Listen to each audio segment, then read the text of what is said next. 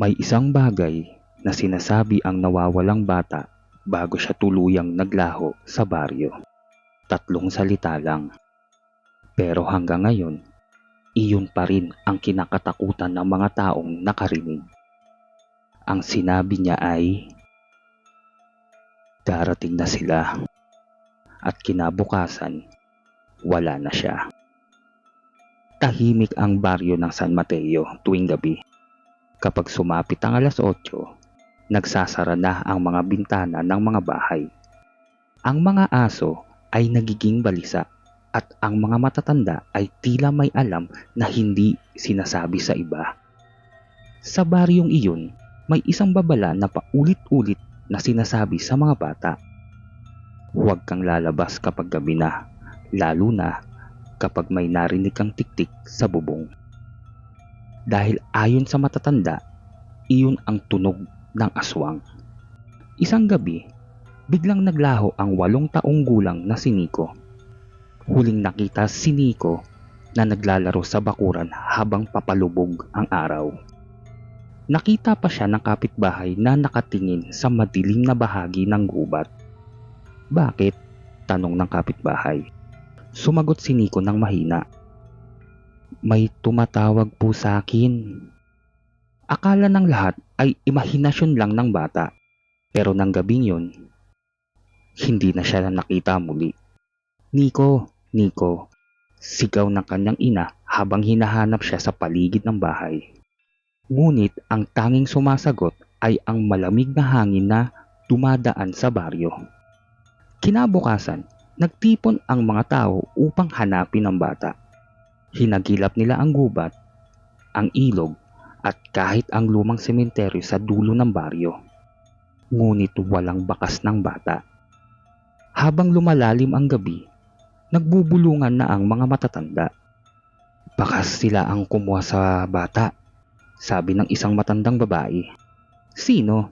Tanong ng isang lalaki. Dahan-dahan siyang tumingin sa madilim na gubat. Ang mga aswang, sabi ng matandang babae. Nanlamig ang hangin sa paligid. Biglang nagsalita ang isang sa mga lalaki.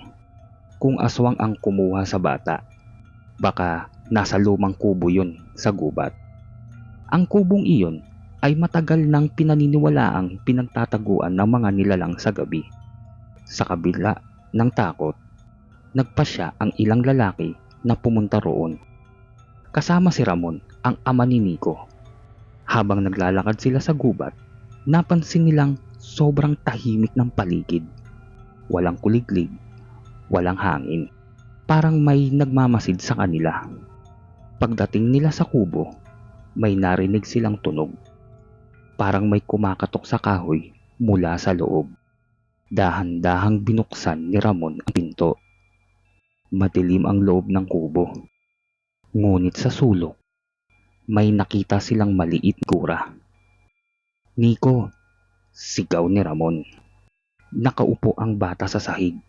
Nakayuko. Lumapit ang ama at hinahawakan ang balikat ng anak. Anak, ayos ka lang ba? Dahang-dahang itinaas ni Nico ang ulo niya. Ngunit nang makita ni Ramon ang mukha ng bata, nanlaki ang kanyang mga mata. Ang mga mata ni Nico ay tila masyadong madilim.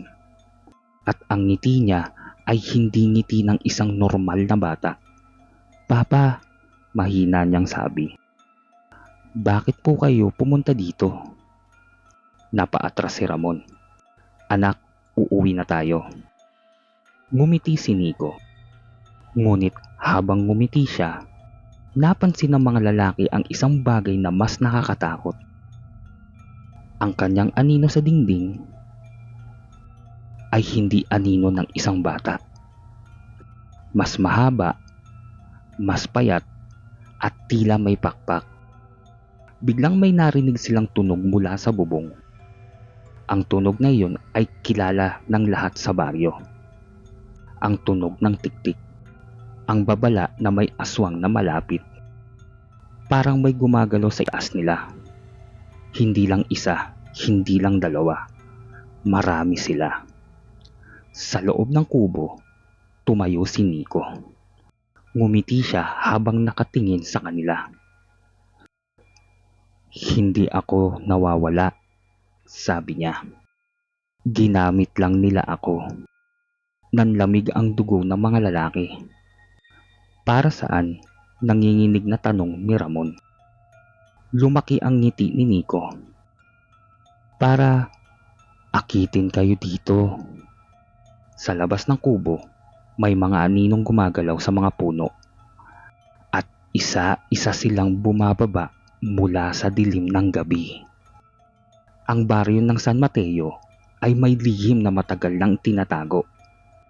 Ang mas nakakatakot na katotohanan ay hindi lang pala iisang aswang ang nakatira doon. Sa baryong iyon, halos lahat ng tao ay aswang.